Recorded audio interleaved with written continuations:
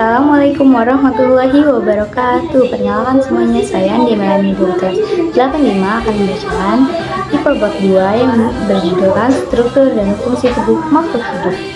Yang berkata pencitraan, pencernaan, respirasi sel, kardiovaskular, paru-paru, dan ekskresi. A. Makanan dan sistem pencernaan. 1. Pengertian makanan. Makanan adalah zat yang dikonsumsi oleh makhluk hidup untuk memperoleh energi, nutrisi, dan bahan penting lainnya yang diperlukan untuk kelangsungan hidup. Makanan dapat berasal dari tumbuhan, hewan, maupun zat-zat lain yang terkandung dalam lingkungan. 2. Jenis-jenis makanan. A. Karbohidrat. Sumber energi utama ditemukan dalam padi, roti, pasta, dan biji-bijian lainnya. B. Protein digunakan untuk pembentukan dan perbaikan jaringan tubuh. Ditemukan dalam daging, telur, ikan, dan kacang-kacangan. C. Lemak. Sumber energi cadangan. Ditemukan dalam minyak, mentega, dan daging berlemak. D. Serat. Pentingnya untuk fungsi pencernaan yang sehat ditemukan dalam buah-buahan, sayuran, dan biji-bijian. E. Vitamin dan mineral. Dibutuhkan dalam jumlah kecil untuk fungsi tubuh yang normal, ditemukan dalam buah-buahan, sayuran, dan produk susu. Dan ini adalah contoh dari gambar karbohidrat. Lalu ini ada contoh gambar dari protein, lemak, dan mineral.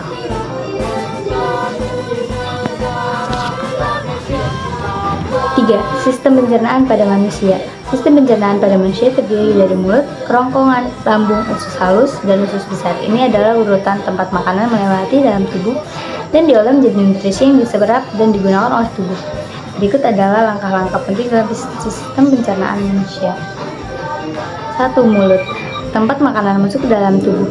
Di sini tubuh makanan dihancurkan dan dicampur dengan air liur untuk membentuk bolus. 2. Kerongkongan. Menyampaikan bolus makanan ke lambung melalui gerakan kontraksi otot yang disebut peristaltik. 3. Lambung. Tempat makanan secara dicerna lebih lanjut dan oleh enzim dan asam lambung. Proses ini mengubah makanan menjadi shima. 4. Usus halus. Tempat penyerapan nutrisi terjadi. Usus halus terdiri dari 3 bagian, yaitu duodenum, jejunum, dan ilum.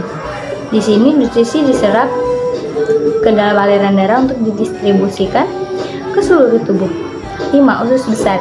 Tempat di mana air dan garam diserap dari sisa-sisa makanan yang tidak dicerna. Sisa-sisa tersebut kemudian membentuk tinja yang dikeluarkan melalui rektum dan anus. Dan ini adalah gambar dari mulut, lambung, usus halus, usus besar, dan B. Sistem peredaran darah. 1. Pengertian sistem peredaran darah. Sistem peredaran darah adalah sistem tubuh yang bertanggung jawab untuk memompa dan mengedarkan darah ke seluruh tubuh. Darah mengangkut nutrisi, oksigen, dan zat lain yang diperlukan oleh sel-sel tubuh, serta membawa limbah ke organ ekskresi untuk dibuang. 2. Jenis-jenis sistem peredaran darah. Ada 2 jenis sistem peredaran darah pada makhluk hidup, yaitu sistem peredaran darah tertutup dan terbuka. Sistem peredaran darah tertutup ditemukan pada manusia, pada mamalia lainnya. Darah beredar melalui pembuluh darah yang tertutup dan didistribusikan ke seluruh tubuh. Sistem peredaran darah terbuka ditemukan pada arthropoda dan beberapa moluska. Darah mengalir ke seluruh tubuh melalui rongga tubuh terbuka dan kemudian kembali ke jantung. 3. Sistem peredaran darah manusia. Sistem peredaran darah manusia terdiri dari jantung, pembuluh darah, dan darah itu sendiri. Setiap bagian memiliki peran penting dalam menjaga kelancaran sirkulasi udara. Berikut adalah beberapa fakta mengenai sistem peredaran darah pada manusia. Jantung adalah organ berotot yang bertanggung jawab untuk memompa darah ke seluruh tubuh. Pembuluh darah terdiri dari arteri, vena, dan kapiler. Darah mengangkut oksigen, nutrisi, hormon, dan zat-zat lain yang dibutuhkan oleh sel-sel tubuh. Ini juga membawa limbah dan karbon dioksida kembali ke organ ekskresi untuk dibuang. Pembuluh darah arteri membawa darah kaya oksigen dari jantung organ-organ tubuh, sedangkan pembuluh darah vena membawa darah yang mengandung karbon dioksida kembali ke jantung untuk dioksidasi ulang. Kapiler ada pembuluh darah kecil yang menghubungkan arteri dan vena. Mereka memungkinkan pertukaran oksigen, nutrisi, dan limbah antara sel-sel tubuh dan darah. Dan ini adalah gambar dari jantung, pembuluh darah, dan sistem peredaran darah.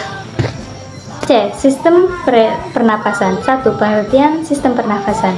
Makanan adalah zat yang dikonsumsikan oleh makhluk hidup untuk memperoleh energi, nutrisi, dan bahan-bahan penting lainnya yang diperlukan untuk kelangsungan hidup. Makanan dapat berasal dari tumbuhan, hewan, maupun zat-zat lain yang tergandung dalam lingkungan. 2. Jenis-jenis sistem pernafasan. Ada 2 jenis sistem pernafasan pada makhluk hidup, yaitu pernafasan pulmoner dan pernafasan trakeal. 3. Sistem pernafasan pada manusia. Sistem pernafasan pada manusia terdiri dari beberapa organ termasuk hidung, faring, laring, dan didehumidifikasi sebelum mencapai paru-paru. Faring, tempat persimpangan antara saluran makanan dan saluran pernafasan. Berikut adalah langkah penting dalam sistem pernafasan manusia. 1. Hidung. Udara masuk ke dalam hidung, di mana ia bisa dipanaskan dan dehumidifikasikan sebelum mencapai paru-paru. Faring, tempat persimpangan antara saluran makanan dan saluran pernafasan. Laring, berisi pita suara dan mengatur aliran udara saat bernafas. Trakea, pipa yang menghubungkan laring dengan paru-paru. Paru-paru adalah organ utama dalam sistem pernafasan, tempat di mana pertukaran oksigen dan karbon dioksida terjadi antara darah dan udara. Dan ini adalah gambar dari silia yang melapisi trakea serta sistem pernafasan pada manusia. Ekskresi atau pembuangan. 1. Pengertian sistem ekskresi. Sistem ekskresi adalah sistem tubuh yang bertanggung jawab untuk mengeluarkan limbah dan produk-produk sampingan metabolisme dari tubuh. Hal ini penting untuk menjaga keseimbangan dalam tubuh dan mencegah akumulasi bahan-bahan yang berbahaya. 2. Jenis-jenis ekskresi. Ada beberapa sistem ekskresi pada makhluk hidup termasuk manusia. Beberapa sistem ekskresi yang penting pada manusia adalah sistem urinari dan sistem pernafasan. Sistem ekskresi pada manusia. Sistem ekskresi utama pada manusia adalah sistem urinari. Sistem ini terdiri dari ginjal, ureter, kandung kemih, dan uretra. Berikut adalah beberapa fakta mengenai sistem ekskresi pada manusia. Ginjal adalah organ kecil yang bertanggung jawab untuk menyaring limbah dan produk-produk samping dari darah menghasilkan urin. Urin diproduksi dalam ginjal, dikumpulkan di kandung kemih, dan kemudian dikeluarkan dari tubuh melalui uretra saat buang air kecil. Selain sistem urinari, juga ada sistem ekskresi dalam bentuk pernafasan.